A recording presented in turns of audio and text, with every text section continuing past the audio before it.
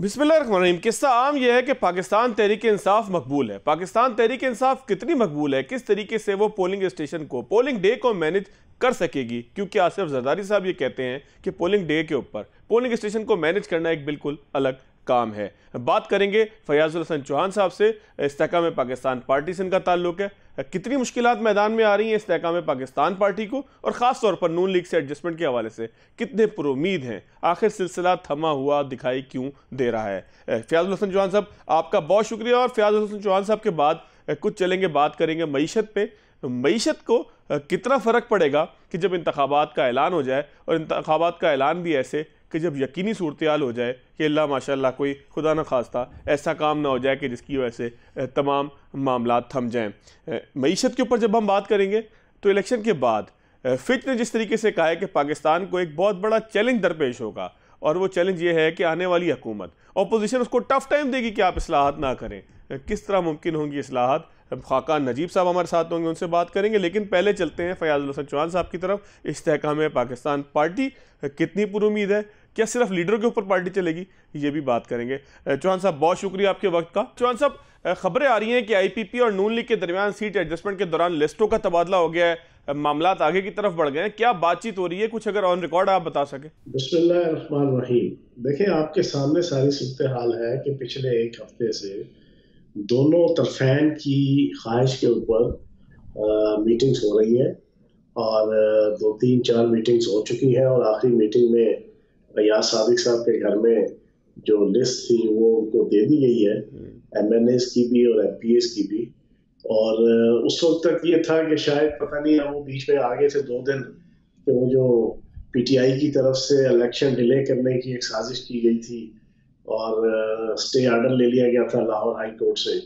तो उस वक्त था कि शायद कोई इस वजह से कोई 15-20 दिन इलेक्शन डिले हो जाएगा। तो उस वक्त चीज़ें थोड़ी सी आहिस्ता चल रही थी, लेकिन रात को जो ये फैसला हो गया कि अब 8 फरवरी को इलेक्शन है, तो उम्मीद है कि अगले 3-4 दिन के अंदर, 5 दिन के अंदर सारी चीज़ें फाइनलाइज हो जाएंगी और एमिकेबली सॉल्व हो जाएगी। अच्छा, आपने कहा कि तहरीक इंसाफ ने इलेक्शन रोकने की कोशिश की, तो आप खुद भी तहरीक इंसाफ का पार्ट रहे हैं। आपको 2-3 मैं सिनेरियोज बताता हूँ, आप बताएं कि ज़्यादा बेहतर क्या लगता है। एक तो ये है कि इलेक्शन, तहरीक इंसाफ इलेक्शन से भाग रही हो, नंबर 1।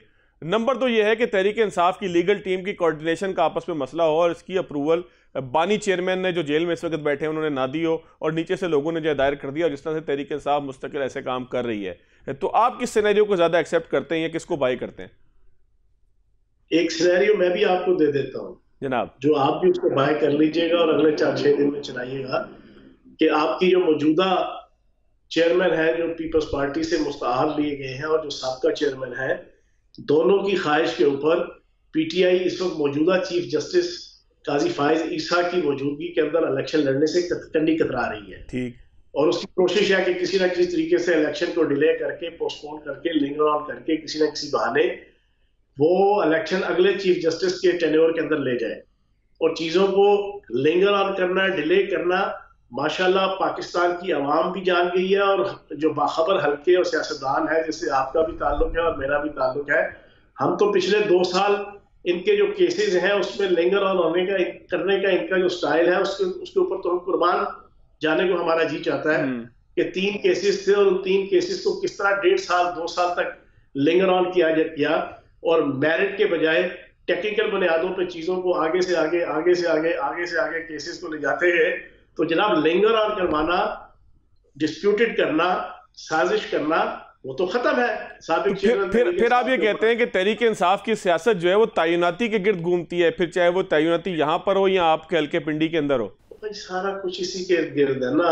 पब्लिक के अंदर या झूठ, फ्रॉड और फ्रेब के जरिए से सोशल मीडिया है, जो बाहर बैठी गैर मुल्की एजेंसियों के पेरोल के ऊपर एज अ डायरेक्टर काम करने वाले इनके जबरान इलियास और इमरान गजाली, जो इनके ऑफिशियल पिछले 14-15 साल से इनके हेड और डिप्टी हेड है, उनके साथ बाकी गैर मुल्की जनाब एजेंसियां हैं, इजरायली एजेंसी मोसाद है, इंडियन रॉ है, ये सारे मिलके पाकिस्तान की सोशल मीडिया को इस्तेमाल करके या तो वो झूठ, फ्रॉड और फ्रेब है, जाली किस्म की जनाब पोस्टें चढ़ा के, या ये साजिशें हैं, या ये 2 नबरियां हैं, या जनाब आपके साथ उमैर न्याजी, क्या उमैर न्याजी कोई एक अननोन आदमी है? उसकी बीसियों जनाब आपकी केसेस और बीसीओ पिटीशंस और बीसीओ जुडिशियल एक्टिविटीज पीटीआई के बिहाफ पे और साबिक चेयरमैन तहरीक इंसाफ के बिहाफ पे पिछले 3-4 सालों की मौजूद है कि नहीं है? बिल्कुल। आप किस तरह कह सकते हैं कि फुकदान है? वो 100% इंटैक्ट है जना, पार्टी की लीडरशिप के साथ भी और साबिक चेयरमैन तहरीक इंसाफ के साथ भी। और ये भी तो हो सकता है ना कि सियासी शऊर जो है वो नापुख्ता हो, इतना शऊर ही ना हो कि इसका क्या इम्पैक्ट आना है, किस तरीके से इलेक्शन डिले हो सकते हैं।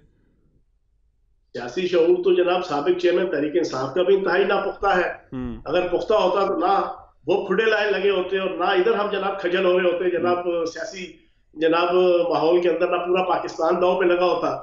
अगर पुख्तगी होती तो जनाब अप्रैल में जो उनको इक़्तिदार से उतारा गया था उसको इतना दिल पे ना लेते और हल्के फुल्के राग के ऊपर जनाब वो अपोजिशन की सियासत करते तो आज एस्टेब्लिशमेंट अपने हाथों से 2/3 अक्सरियत के साथ उनको वज़ीर आज़म बनाने पे मजबूर होती। सियासी नापुख्तगी थी तो वो किसी के हाथ में, किसी जादूगरनी के हाथ में और किसी जनाब जर्नैल के हाथ में इस्तेमाल होकर पूरे अपना पाँव भी जनाब काटा और पूरी पार्टी का पाँव भी काटा और पूरी पार्टी के रहनुमाओं के घरों को, हजारों खानदानों को तबाह कर दिया। तो ये सियासी नापुख्तगी थी ना। अच्छा, पॉपुलैरिटी का बड़ा चर्चा है पाकिस्तान तहरीक इंसाफ की। आप ज़ाहिर है कि इलेक्शन की तैयारी अब शुरू हो चुकी है, शेड्यूल अनाउंस हो चुका है, हल्के में तो आप निकल ही रहे होंगे, सियासी कारकुन ने तो निकलना ही होता है हल्के में। तो आप लड़ कहाँ से रहे हैं? एमपीए का इलेक्शन लड़ रहे हैं, एमएनए का इलेक्शन लड़ रहे हैं, अपने पुराने हल्के से लड़ रहे हैं, और वहां पर आपको तहरीक इंसाफ कितना बड़ा चैलेंज महसूस होता है? अल्लाह पाक के फजल करम से 22 मई को पार्टी छोड़ी थी और 22 मई से लेके अब तक मुसलसल अपने हल्के में हूँ। इस वक्त भी अपने दफ्तर में बैठा हुआ हूँ और सुबह से इस वक्त तक कम से कम कोई 7-8 फौतगियां और जनाब 5-6 एक्टिविटीज करके अभी मैं बैठा हूँ। उसके बाद फिर मैंने अपने हल्के में निकलना है। अल्लाह पाक का करम है, नबी पाक के सदके अपनी जिंदगी के 44 साल रावलपिंडी के अंदर और अपने हल्के में स्टूडेंट पॉलिटिक्स, यूथ पॉलिटिक्स और प्रैक्टिकल पॉलिटिक्स की है। अगर तहरीक इंसाफ के जो कहा करती थी 1.5 साल से कि हम मुखालफीन के थुने सेक देंगे, जमानतें जब्त कर देंगे, फटिया बांध देंगे, दांत तोड़ देंगे, उनको निकलने नहीं देंगे घरों से, उनसे कोई रिश्ते नहीं करेगा, उनसे कोई ताल्लुक नहीं बनाएगा, उनसे कोई सलाम नहीं करेगा, तो फिर इलेक्शन डिले करने के लिए जनाब परसों अदालत में क्यों गए? अगर इतना ही इनको जोर था फिर ये अदालत से जनाब इन्होंने स्टे क्यों लिया? फिर पूरा बना बनाया इलेक्शन का एक प्रोसेस जो है उसको सबूताज करने की कोशिश क्यों की? जनाबे वाला किसी किस्म की कोई हमें ना कोई डर है ना कोई खौफ है। डंके की चोट पे अपनी कैंपेन कर रहे हैं, अपने हल्के की आवाम की खिदमत की है, अपने मुल्क की, अपने दीन की, अपनी आवाम की डंके की चोट पे फैयाजुल हसन चौहान ने खिदमत की है। बाकी जीत हार अल्लाह के हाथ में होती है, एक वोट से भी कोई जीत जाता है और एक वोट से भी कोई हार जाता है, वो इतना बड़ा इशू नहीं है, लेकिन पूरी शान और सीना तान के अपने हल्के में मौजूद है। अच्छा चौहान साहब, तरीन साहब कहते हैं कि ओपन माहौल के अंदर इलेक्शन होगा, सबको मौका मिलेगा कि वो खुलकर इलेक्शन लड़ सकें। पाकिस्तान तहरीक इंसाफ को आपको लगता है कि यही ओपन माहौल मिलेगा या आप आपस के अंदर जो है वो इलेक्शन लड़ेंगे? नहीं, आप मुझे ये बताएं, ये केपीके के अंदर जो जलसे हो रहे हैं, ये लोअर दीर के अंदर, ये बुनेर के अंदर, ये पेशावर के अंदर, ये क्या है? गिरफ्तार भी हो गए ना फिर वो जो जलसे कर रहे थे? वो गिरफ्तार तो अपनी करतूतों की वजह से हुए ना, या अपनी भड़कों की वजह से, अपनी गलत हरकतों की वजह से। जलसे तो हो रहे हैं ना, तो जब जलसे हो रहे हैं तो ये लेवल प्लेइंग फील्ड ही है ना, तो लेवल प्लेइंग फील्ड मिलेगी। हाँ, आप कोई कहे कि हाँ जी जो इश्तिहारी है जीएचक्यू के ऊपर हमला करने का या जना हाउस के ऊपर हमला करने का या मियां वाली एयर बेस पे 4-4, 5-5 अरब रुपए का जो त्यारा था उसको आग लगाने की कोशिश करते हुए जो गिरफ्तार हुआ, वो कहे कि मुझे लेवल प्लेइंग फील्ड नहीं मिल रहा, मैंने इलेक्शन लड़ना है। उसको छितरों की परेड मिल रही है कि उसको लेवल प्लेइंग फील्ड मिल रहा है? बिल्कुल ठीक है। उसको कानून उसको छितरों के हार पहनाएगा, इंसाफ और कानून के अदारे कि उसको लेवल प्लेइंग फील्ड देंगे। अच्छा, अभी आप लोग नून लीग के साथ चलने की कुछ कोशिश कर रहे हैं, एडजस्टमेंट की भी आपने बात की, तो मियां साहब का बयानिया तो थोड़ा सा तब्दील होना शुरू हो गया है। इंतकाम के बगैर वो आए थे, अदम इंतकाम की पॉलिसी लेकर वो आए थे पहले जलसे में, और अब वो कहते हैं कि हिसाब तो होना चाहिए, फिर ये एहतसाब होगा, फिर एहतसाब से इंतकाम की तरफ चला जाएगा।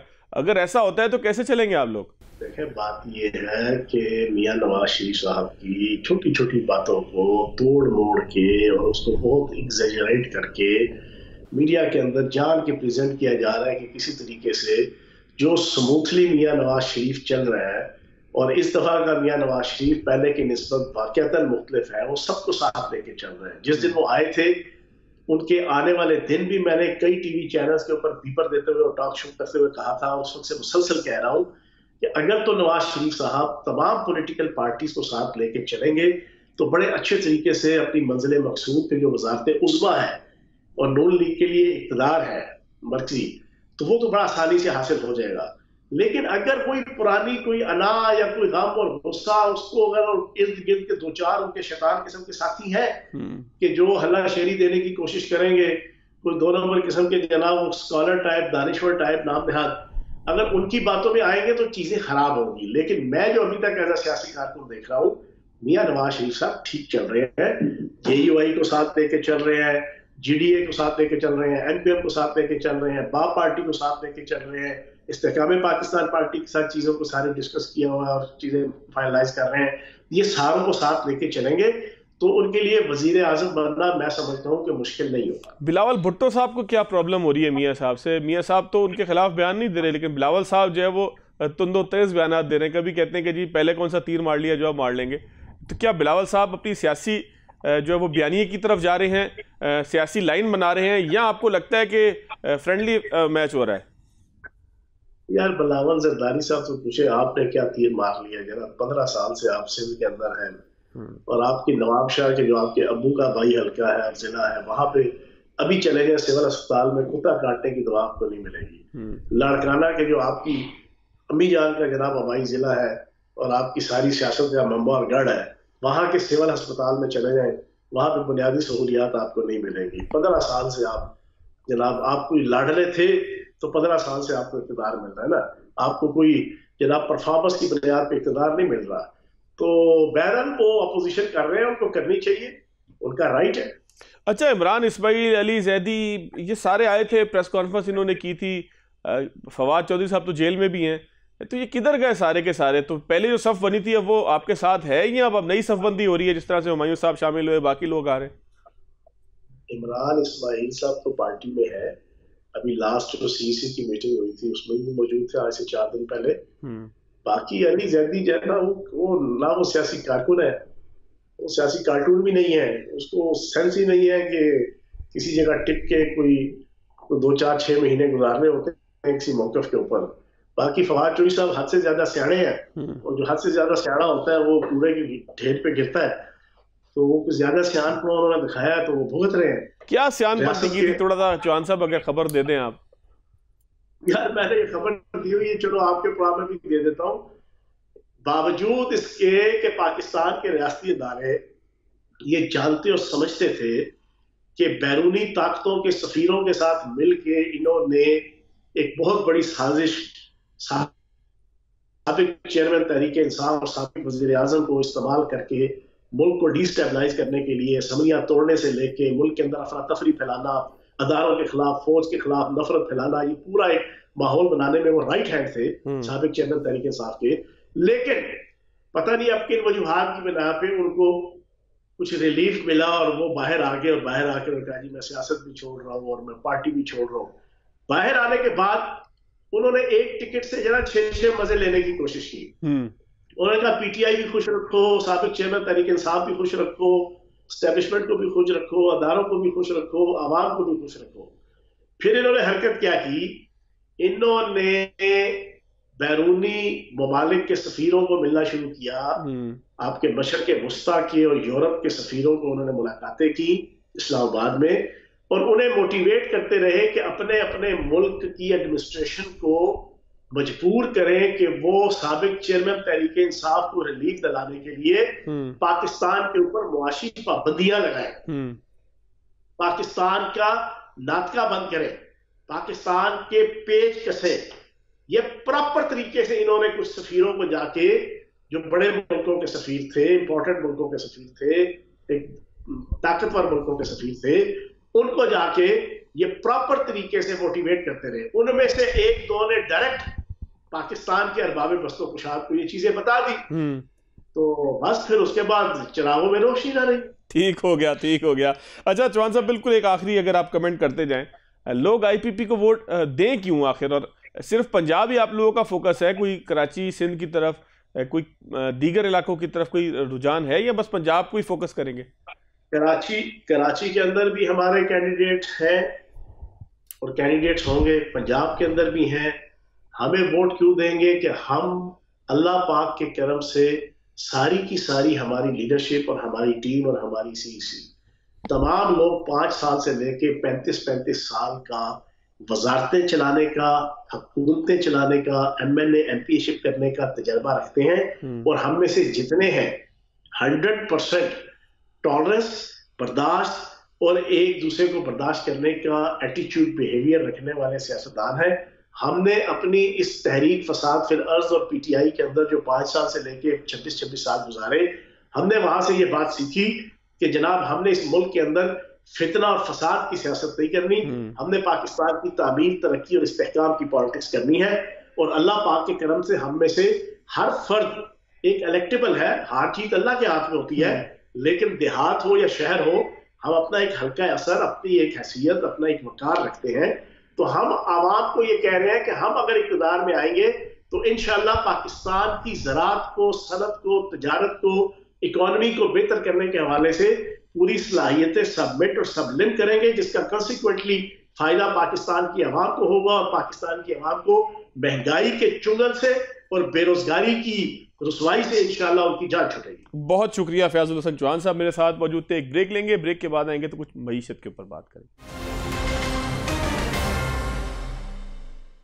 ब्रेक के बाद खुश आमदीद। खाकान नजीब साहब मेरे साथ मौजूद हैं। जब इलेक्शन का ऐलान हुआ है तो उसके बाद तवक्का ये की जा रही है कि उन तमाम लोगों को कि जिनके हवाले से कहा जा रहा था कि अगर इलेक्शन ना हुए तो शायद IMF भी नाराज़ हो जाए। नाराज़गी से मुराद ये है कि वो कहे कि पाकिस्तान में जमहूरी अमल को शुरू करें, पॉलिसीज़ का तसलसल करें ताकि हम आपको कर्ज दे सकें। और इसके साथ साथ और भी लोग इसी से जुड़े हुए थे। क्या फ़र्क पड़ेगा? क्या आलमी मार्केट को, ख़ास तौर पर ऐसे लोगों को जिन्होंने पाकिस्तान को कर्ज देना है, उनको अब यकीन आ जाएगा कि पाकिस्तान ठीक पटरी के ऊपर चल पड़ा है? बात करेंगे खाकान साहब से। खाकान साहब बहुत शुक्रिया आपके वक्त का। खाकान साहब, सुप्रीम कोर्ट ने एक तरह की मुहर लगा दी है अब इलेक्शन, उम्मीद तो यही है इंशाल्लाह कि अब इलेक्शन वक्त पे होंगे, 8 फरवरी को होंगे। तो इससे आलमी मार्केट को, ख़ास तौर पर जो पाकिस्तान से जुड़े हुए वो इदारे हैं जो पाकिस्तान को सपोर्ट करते हैं माली तौर पर, उनके एतमाद में इजाफा होगा? देखिए, कोई भी सिग्नल जो कि स्टेट करती है ऑफ सर्टेनिटी, उससे जो इन्वेस्टर है, उससे जो मल्टीलैटरल्स हैं, जो हमारे बायलैटरल फ्रेंड्स हैं, जो लॉन्ग टर्म इन्वेस्टर है और जो डोमेस्टिक इन्वेस्टर है, इंटरनेशनल भी और अब लोकल की भी बात कर लें, उन सबको एक तकवीत मिलती है कि जो पाथ है मुल्क का, पॉलिटिकल डेमोक्रेटिक पाथ, वो एटलीस्ट क्लियर है। 8 फरवरी का जो ऐलान है उसको आप इस तरह सोचिए कि जब जून में IMF का प्रोग्राम हुआ तो आपको वहीं से क्लैरिटी मिल जानी चाहिए। आपका लॉन्ग टर्म प्रोग्राम नहीं हुआ IMF के साथ, आपको 9 माह की एक स्टैंड बाय अरेंजमेंट की फैसिलिटी दी गई। It is an arrangement, it is not an extended fund facility जो 3 साल की होती है। फवाद भाई, इससे ज्यादा तो क्लैरिटी आ नहीं ना सकती। दे थॉट कि 9 माह आप राइड आउट कर जाएं ये टाइम, और आपके ज़र मुबादला के ज़खायर जो $4 अरब से भी नीचे चले गए थे, उनको कुछ बिल्ड किया जाए, कुछ आपकी प्राइसिंग एडजस्टमेंट्स की जाए, कुछ रुपी की एडजस्टमेंट की जाए, कुछ मॉनेटरी टाइटनिंग की जाए, कुछ मालियाती खसारा संभाला जाए। और ये 9 माह का प्रोग्राम था और 12 महीने के जो अहदाफ थे उन पे मुहित था। आपको तो इसी से क्लैरिटी मिल जानी चाहिए। अभी आप बाकी तरफ भी देखें तो investment has started to flow in, but I think many people are still waiting on the sidelines कि अगर 8 फरवरी को इलेक्शन में क्लैरिटी आ जाती है, जो कि पहले इससे आई कि 8 फरवरी की डेट आई, फिर सुप्रीम कोर्ट ने एक दफा और कल क्लियरली ये इंडिकेट कर दिया, और एस्टैब्लिशमेंट भी मेरा ख्याल है इस तैयारी की तरफ है कि एक लॉन्ग टर्म पॉलिटिकल सेटअप का जो ट्रांजिशन है वो इन दी ऑफिंग है। ऑल इन ऑल इसके बाद आपका एक IMF का बहुत इंपॉर्टेंट रिव्यू है जो 30 दिसंबर के टारगेट्स पे बेस्ड है। आई थिंक ये शायद नई हुकूमत के पास ही ना चला जाए करवाने के लिए, इसलिए कि 8 को इलेक्शन होंगे और 3 फरवरी को ये रिव्यू ड्यू है। लेट्स सी कि हाउ दैट वर्क्स आउट। तो अभी हम उसकी तरफ ठीक काम कर रहे हैं। खाकान साहब, अगर उसके अहदाफ का जायजा लें कि जिसका आप कह रहे हैं कि 30 दिसंबर को रिव्यू होना है, तो अभी तक हमारी डायरेक्शन ठीक है? तो हम अपनी मालियाती खसारे को संभालने की कोशिश कर रहे हैं, ये एक बात है। हम एनर्जी की जो ब्लीडिंग है उसको प्राइसिंग चेंजेस से जरूर संभालने की कोशिश कर रहे हैं। गैस और पेट्रोलियम डेवलपमेंट लेवी को 60 रुपए, गैस की एनुअल रीबेसिंग, प्लस हमारा जो पावर सेक्टर है उसका काम। अब जो 30 दिसंबर के अहदाफ मालियाती आएंगे वो बहुत इंपॉर्टेंट होंगे। अब वो तो चूंकि अभी ये जो हमारा क्वार्टर है जो सितंबर के बाद अक्टूबर नवंबर दिसंबर का खत्म होना है, सो वो अहदाफ देख के हम ये आएंगे। पर कोशिश ये है कि हम उसी तरफ रहें। इसी में आपने देखा कि 22% मॉनेटरी जो पॉलिसी का रेट था वहां पे मेंटेन किया गया, बिकॉज फंड के मॉडल के मुताबिक मैं समझ सकता हूँ आईएमएफ यही चाहता होगा कि जो पॉलिसी टाइटनिंग है और जो मॉनेटरी टाइटनिंग है वो बरकरार रखी जाए। आई थिंक हम उस डायरेक्शन में जरूर गामजन है, पर 30 दिसंबर के जब तक अहदाफ क्लियर नहीं हो जाते इसको कहना मुमकिन नहीं होगा। फवाद भाई, आपने जब भी मुझे इंटरव्यू किया मैंने बड़ी क्लियरली ये बात कही है कि आईएमएफ के अलावा कोई भी आपके पास चारा नहीं है। आप सिर्फ देखिए कि आईएमएफ प्रोग्राम से स्टॉक मार्केट 40,000 से आज 67,000 पे, यानी कि 60% बढ़ गई है। डॉलर टर्म्स में बहुत बड़ा जंप आया है आपकी मार्केट कैपिटलाइजेशन में। दुनिया की बेहतरीन मार्केट है जिसकी परफॉर्मेंस पिछले 4 माह की है। लेकिन खाकान साहब, उसके ऊपर मेरा एक आपसे सवाल है। अगर आप मार्केट की बात आप जब करते हैं तो कहीं ऐसा तो नहीं है कि मार्केट कुछ खास सेक्टर्स के अंदर बढ़ी हो, कुछ खास कंपनीज ने अपने शेयर बायबैक किए हो, या कुछ 2-4-5 जगहों से बड़ी इन्वेस्टमेंट आ गई हो?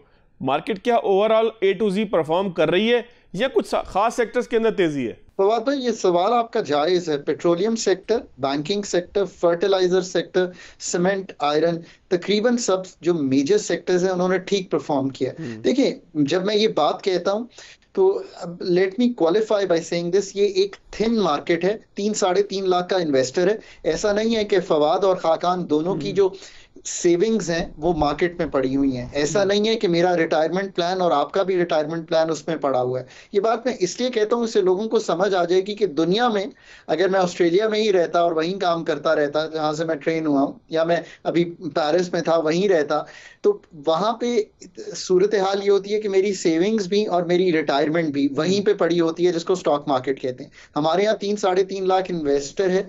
हमारा फ्री फ्लोट यानी कि इन्हीं हिस्सेस का जो फ्री फ्लोट है वो भी कम है।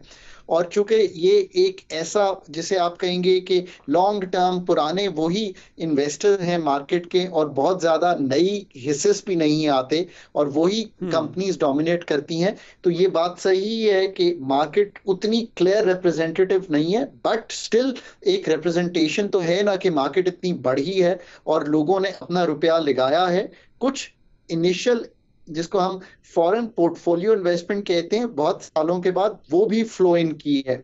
बहुत बड़ा क्या मैं खाकान साहब, नेट पॉजिटिव हो गई। खाकान साहब, क्या ये मैं पूछ सकता हूं कि आखिर किसी फॉरेनर को पाकिस्तान की मार्केट के अंदर क्या अट्रैक्शन नजर आई? बड़ी क्लियर अट्रैक्शन आप इस तरह समझिए कि पाकिस्तान की मार्केट ने जो रिटर्न डॉलर टर्म्स में पिछले 4-5 माह में दिया है, ये दुनिया की किसी भी मार्केट ने नहीं दिया। बिकॉज रुपया स्टेबल हो गया, स्टेबल ही नहीं हो गया एक्चुअली, तो रुपया 310 315 पे था, वो 280s में ट्रेड करना शुरू हो गया। और आपकी मार्केट का डॉलर रिटर्न भी वही बना जो 40 से लेके 67,000 में रुपए में बन रहा था, यानी कि 60% के करीब का रिटर्न। सो ऑब्वियसली मुझे खुद मैं आपको एनेक्डोटली कह सकता हूं, जो मेरे दोस्त फंड मैनेजर्स लंदन में हैं, उन्होंने मुझे फोन करके पाकिस्तान की मार्केट में इंटरेस्ट शो किया। सो एनेक्डोटली भी ये बात सही है, और चूंकि एक फॉरेन पोर्टफोलियो इन्वेस्टमेंट आई भी है पाकिस्तान में, सो ये उस तरह भी ये बात सही है। But of course that doesn't mean कि पाकिस्तान की इकोनॉमी की जो इन्वेस्टमेंट टू जीडीपी है वो बढ़ना शुरू हो गई है। ये एक बहुत ही छोटी सी इन्वेस्टमेंट है, प्लस मार्केट बहुत लो लेवल्स पे ट्रेड कर रही थी। जो प्राइस टू अर्निंग्स है वो 3.5-3 थे हमारे हिस्से के। मार्केट डिफॉल्ट लेवल्स पे पाकिस्तान की ट्रेड कर रही थी। वहां से ये रीबाउंड जो था ये अंडरस्टैंडेबल है। सो ये बात हम एक केयरफुली करते हैं कि with a pinch of salt कि ये रिकवरी को इकोनॉमिक रिकवरी से नहीं मुआवजा करना चाहिए कंप्लीटली, बट कॉरिलेशन जरूर है इस चीज में। अच्छा खाकान साहब, तनख्वाहदार की दुश्मन क्यों है IMF? आप क्या कहेंगे इसमें? आई थिंक कि वो खबरें जो आई थी उनको शायद IMF की जो रेजिडेंट रिप्रेजेंटेटिव हैं उन्होंने कहा है कि शायद दुरुस्त नहीं है।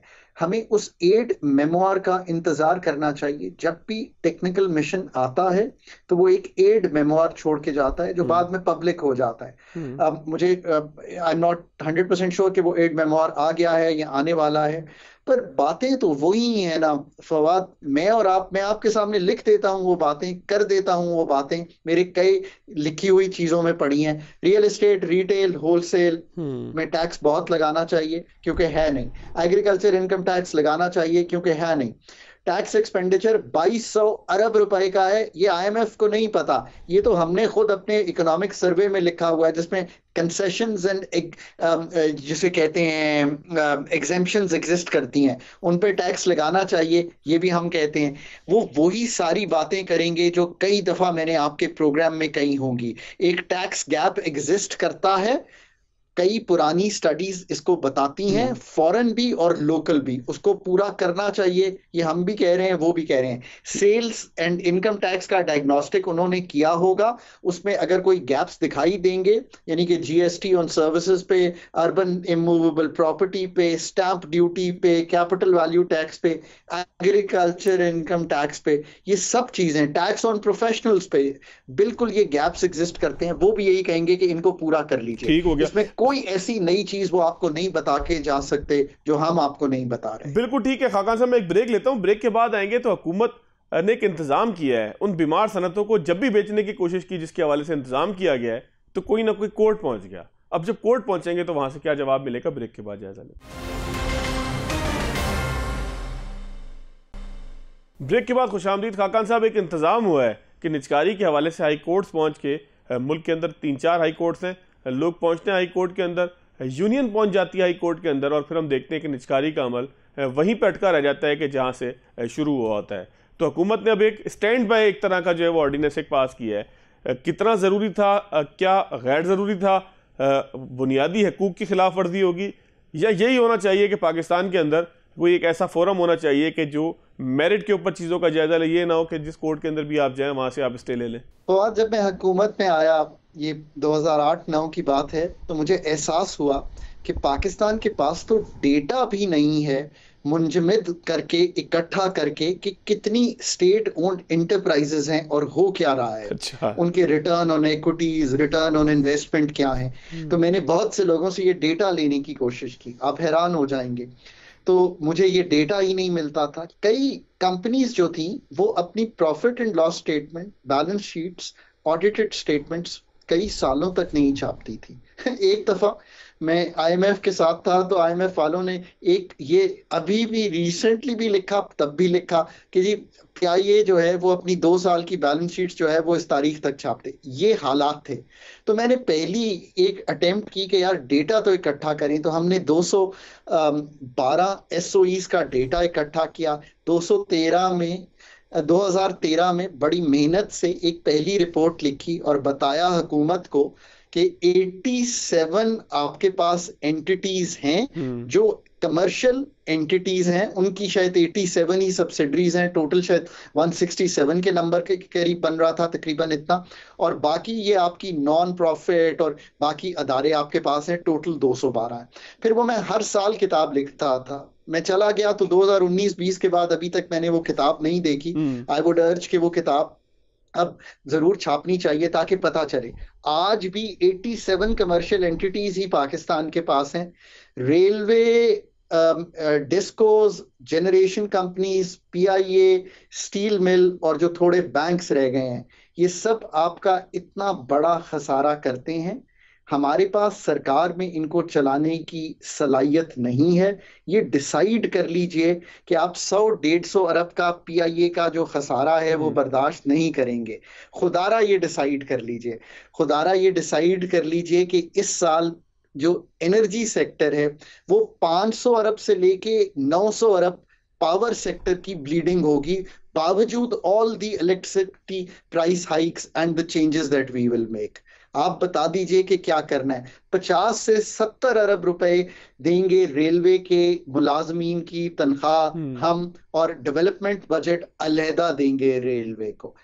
जेनकोस की इनएफिशिएंसीज अगर आप जाकर देखेंगे तो आपको हैरानगी होगी। ये जो मैंने अभी अदारे हाथों पे गिन लिए हैं ना, इन अदारों को आप रख के पाकिस्तान का जो खसारा है फिस्कल का, उसको हमेशा बढ़ा हुआ रखेंगे, और जो नॉन फिस्कल, जिसको मैं कहता हूं क्वाज़ी फिस्कल, जो कि दिखाई तो देता है 260 अरब है शायद पीआईए की लाइबिलिटी जो हुकूमत ने ली हुई है इस वक्त, उसको तय करना पड़ेगा, तय नहीं कर पा रहे। ऑर्डिनेंस करने का मकसद ये है कि हर कोर्ट में जाकर ये चैलेंज ना हो, एक ट्राइब्यूनल में चैलेंज हो और उसका फैसला सुप्रीम कोर्ट में जाए। प्राइवेटाइजेशन करने के लिए एक इससे बड़ी चीज दरकार है फवाद, प्राइवेटाइजेशन कमीशन को बहुत ही फाल अदारा बनाना। इससे मतलब है एचआर एक्सपर्ट्स, फाइनेंस एक्सपर्ट्स, आपने अरबों डॉलर की चीजें बेचनी है ना, लाखों की तनख्वाह देकर वहां पे बहुत केपेबल लोग लाएं, चेयरपर्सन लाएं जो हेड करे, who understands mergers, who understands acquisition, जो पाकिस्तान के हर अदारे को अंदर बाहर से समझता हो फाइनेंशियली, और वो काम करे और 5 साल के टारगेट सेट करें। मिनिस्टीरियल पोजीशन अलहदा करें, प्राइवेटाइजेशन कमीशन की चेयरपर्सन की पोजीशन बिल्कुल अलहदा करें और उसके नीचे पूरी टीम्स बिल्ड करें ताकि इन अदारों से वैल्यू निकाल सके। सिंपल सी बात है, सीरियस हो जाए आप खाकान साहब, आप ये कहना चाह रहे हैं सिंपल सा कि सीरियस हो जाएं, क्योंकि अब ये इस तरह से चलेगा नहीं। और ख़ास तौर पर हम जब देखते हैं कि कोर्ट्स का जो मामला था वहाँ पे सैकड़ों केस, तो जो डाटा आप कह रहे हैं ना बैलेंस शीट वगैरह का, तो ये डाटा भी आज तक किसी ने मुरतब नहीं किया हुआ कि कितने केसेस के अंदर पाकिस्तान के टैक्स की जो है वो मनी फंसी हुई है। खाकान साहब एक आखिरी 2-3 मिनट से मैं कह रहा हूँ कि कुछ दीगर एक मामले पे भी डिस्कस कर लें। एक सऊदी कंपनी पाकिस्तान आई है आरामको, उसने ऑयल एंड गैस सेक्टर के अंदर जो है वो सरमायाकारी की है। तो क्या पाकिस्तान में हम यकीन कर लें कि अब नए वेंचर्स जो है वो खुलना शुरू हो गए? 2 चीजें हुई हैं, एक ये अरामको का जो डील है ये काफी अरसे से चल रही है, जो डील इसको कर रहे थे मेरी उनसे काफी अरसे पहले भी बात हुई थी और ये इन दी ऑफिंग थी, ये मटेरियलाइज कर गई है। Aramco is a $2.5 trillion company, it is one of the biggest petroleum companies in the world. मैं खुश हूं कि पाकिस्तान में अरामको का ये पहला कदम है। गो के पास बहुत सी पेट्रोलियम इसके साथ उन्होंने डील की है, गो कंपनी जो है उसके पेट्रोलियम के रिटेल वो हैं। एक और डील हुई है जिसमें टेलेनॉर खरीदी गई है जो पीटीसीएल एतिसलात का कंसोर्शियम है। आई होप कि ये consolidation will be good and not bad. Consolidation से बहुत सी इकोनॉमीज ऑफ स्केल के बेनिफिट आएंगे, कंपटीशन दो कम होगा, सो हमारे जो पीटीए है उसको ज्यादा विजिलेंट होना पड़ेगा। एसआईएफसी के थ्रू भी आप यही कोशिश कर रहे हैं। पाकिस्तान में इन्वेस्टमेंट टू जीडीपी 13.7% है। जिस मुल्क ने दुनिया ने पिछली 3 दिहाइयों में तरक्की की है, east Asia, Vietnam, Indonesia, China, Bangladesh, India, उसमें इन्वेस्टमेंट टू जीडीपी सिंगली अगर एक कॉमन फैक्टर है वो 25 से 35% था। FDI, FPI, domestic investment, public sector investment, और कोई चारा नहीं है। Pakistan has to start thinking beyond this debt of all the multilaterals to an investment destination, brownfield, ये चीजें बेचें जो एग्जिस्टिंग है, प्राइवेट सेक्टर डील्स हो, और फिर ग्रीन फील्ड यानी कि नए प्रोजेक्ट्स लगाने के लिए पाकिस्तान के लिए राह हमवार करें। इसमें कोई दो आरा नहीं है। थैंक यू वेरी मच खाकान नजीब साहब मेरे साथ मौजूद थे। बहुत से सवाल रह भी गए, फिर किसी मौके पे बात करेंगे। याद दीजिएगा। अल्लाह हाफिज़।